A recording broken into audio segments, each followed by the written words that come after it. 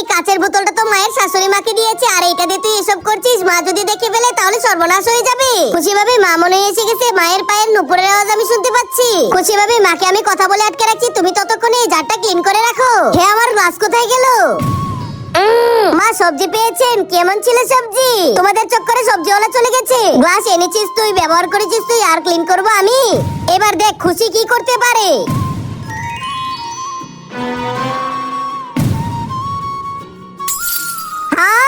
এটা কিসের আওয়াজ ছিল? আমার বোতল কিভাবে হলো?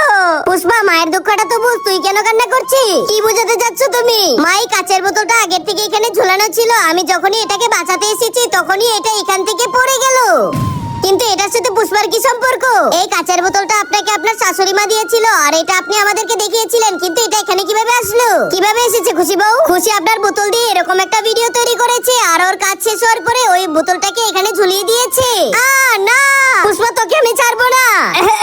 তোর কারণে শাশুড়ির দেওয়া বোতল ভেঙে গেছে। এরকম নাটক তো টিভি সিরিয়ালেও দেখা যায় না। আমার এই আল্লাহর ঘরটিকে ভালোবাসছে, লাইক সাবস্ক্রাইব করে দাও।